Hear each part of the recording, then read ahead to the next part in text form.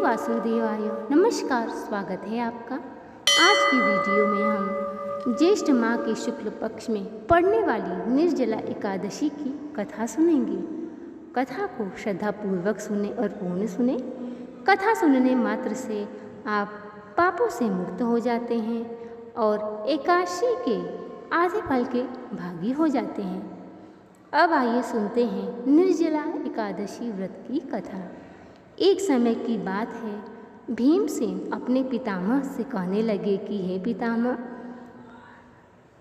माता कुंती, नकुल, सहदेव, अर्जुन और भ्राताश्री कहते हैं कि मैं भी एकादशी का व्रत रखूं, परंतु आपको पता है कि मैं जल और भोजन के बिना एक पल भी नहीं रह सकता।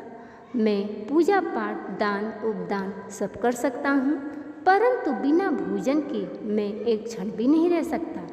तब पितामह कहने लगे, यदि तुम्हें स्वर्ग और नर्क का भेद पता हो, यदि तुम नर्क नहीं जाना चाहते, तो माह में पड़ने वाली दोनों एकादशियों का व्रत रखो। तब भीमसेन पुनः कहने लगे कि पितामह, मैंने तो अभी आपसे कहा कि मैं भोजन के बिना एक क्षण भी नहीं रह सकता। तब भीमसेन की वार्ता सुनकर व्यास जी कहने लगे, भीमसेन, यदि तुम चाहते हो कि तुम्हें स्वर्ग की प्राप्ति हो, तो साल में पड़ने वाली निर्जला एकादशी का व्रत रखो, जो पूरे वर्ष की एकादशी का फल देता है। इस व्रत को करने के लिए परंतु तुम्हें नियम का पालन करना होगा। इस दिन तुम्हें पूरे दिन निराजल निराहार रहकर इस एकादशी के नियम का पालन करना होगा। इस दिन केवल स्नान और आचमन के अलावा मुख में तनिक भी जल ग्रहण नहीं करना चाहिए।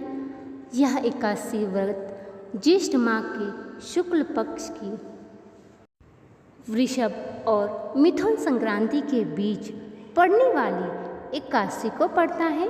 इसे निर्जला एकादशी कहते हैं। इस का नियम पालन करने से तुम्हें पूरे वर्ष के एकादशी का फल प्राप्त होता है और सब तीर्थों में श्रेष्ठ इस केवल एकादशी का व्रत करने से तुम्हें सारे तीर्थों का फल की प्राप्ति होगी और अंत में तुम वैकुंठ धाम में वास करोगे। यह व्रत का नियम मुझे स्वयं भगवान ने कहा है। इस प्रकार व्यास जी ने भीमसेन से कहा कि तुम यदि विधि पूर्वक इस एकादशी का व्रत रखते हो तो तुम्हें स्वर्ग की प्राप्ति अवश्य होगी। अब आइए सुनते हैं एकादशी माता की कथा। एक समय की बात है, मुर नामक एक दैत्य था जिसने देवलोक में आतंक मचाया था। इंद्रलोक और देवताओं को पराजित कर उसने पूरे देवलोक पर राज्य स्थापित कर लिया था।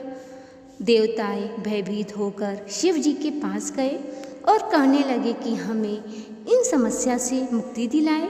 इस पर शिव जी ने भगवान विष्णु के शरण में जाने के लिए कहा। सारे देवी देवता भगवान विष्णु के शरण में गए। भगवान विष्णु उस समय ध्यान मग्न थे। इस पर देवताओं ने भगवान विष्णु की स्तुति की। भगवान विष्णु ध्यान से उठे। तब उन्होंने दैत्यों की प्रार्थना पर चंद्रावती नगरी पहुँचे और वहाँ पर सुदर्शन चक्र से अनेक दैत्यों का वध किया। इसके बाद वो बद्रिका आश्रम में जाकर 12 योजन लंबी गुफा में विश्राम करने लगे। पीछे पीछे मुर दैत्य भी आया और विष्णु भगवान को विश्राम करता देख उन पर प्रहार किया। उसी समय विष्णु भगवान की शरीर से एक कन्या उत्पन्न हुई और उस कन्या ने मुर नामक दैत्य का वध कर दिया। जब विष्णु जी उठे तब उन्होंने पूछा कि कन्या, तुम कौन हो? इस पर उस कन्या ने बताया कि मैं आप ही के आत्मा से उत्पन्न हुई हूँ और मुर दैत्य का वध कर दिया है। इस पर श्री हरि विष्णु प्रसन्न होकर कहने लगे कि तुम आज से सभी तीर्थों में और सभी व्रतों में सबसे श्रेष्ठ एकादशी नाम से जानी जाओगी। तब से ही एकादशी का व्रत सब व्रतों में श्रेष्ठ माने जाने लगा। तो ये थी आज की कथा। वीडियो पसंद आया हो तो चैनल को सब्सक्राइब करें, वीडियो को लाइक और शेयर करें, कमेंट बॉक्स में भगवान विष्णु जी का जयकारा लगाएं। इस वीडियो के साथ ही मेरी निर्जला एकादशी का शुभ मुहूर्त तिथि और निर्जला एकादशी कब है ये वीडियो भी मैंने अपलोड कर दी है, अब जाके उसे अवश्य देखें। अब मिलते हैं अगले वीडियो में, तब तक के लिए नमस्कार।